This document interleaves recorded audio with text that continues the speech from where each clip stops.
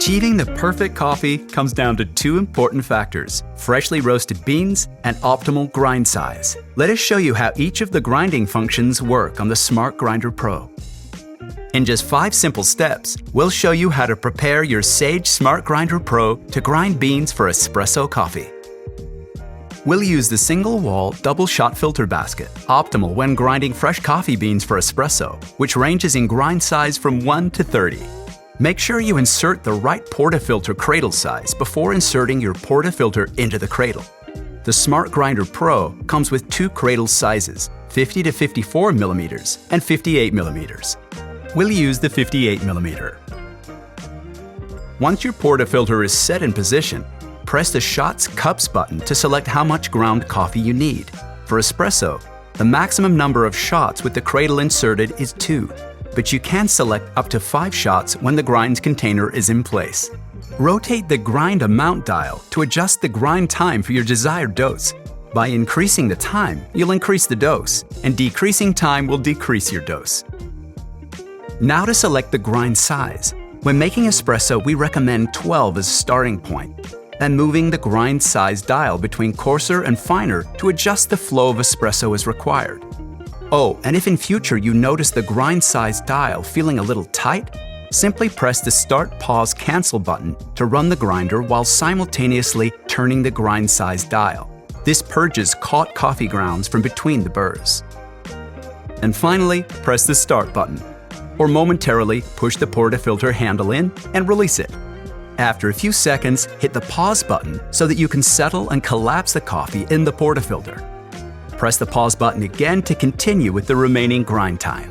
Once grinding is finished, remove the portafilter from the cradle and tamp your coffee grounds. That's it. You're all set to brew that delicious cup of espresso. Another perk of the Smart Grinder Pro is that you can grind into a container or coffee filter. To do so, remove the cradle by sliding it out from under the grind outlet. Slide in your coffee filter or grind container with the cap open directly under the grind outlet. While you can grind without the lid, we recommend you keep it on to prevent coffee grinds escaping. Select the amount of ground coffee you desire by pressing the Shots Cups button. Then hit Start to start grinding. Once you're finished, you'll be happy to know that the grinder will automatically enter power-saving sleep mode after 5 minutes of no use. And to wake it up, just press any button. Now, let's check out the percolator function and how you can achieve a quality cup using your Smart Grinder Pro. First off, remove the portafilter cradle to insert your grind container. Once your container is in position, press the Shots Cups button to select how much ground coffee you need. This particular function has the capacity to select up to 12 cups, but for now, let's grind for 4. Next, rotate the grind amount dial to adjust the grind time for your desired dose. By increasing the time, you'll increase the dose. Decreasing time will reduce your dose. Now, hit the Start button and get grinding. Once completed, you're all ready to make your morning cup of coffee. Next, let's explore the drip filter function to kickstart your day with a quality cup of coffee. First off, remove the portafilter cradle to insert your grinds container. Once your container is in position, press the Shots Cups button to select how much ground coffee you need. This particular function has the capacity to select up to 12 cups, but for now, let's grind for 2. Next, rotate the grind size dial to adjust the grind size for your desired dose. By increasing the time, you'll increase the dose, and decreasing time will decrease your dose. But for now, press the Start button and you're all set to grind. Once grinding is finished, it's time to make that perfect cup of drip coffee.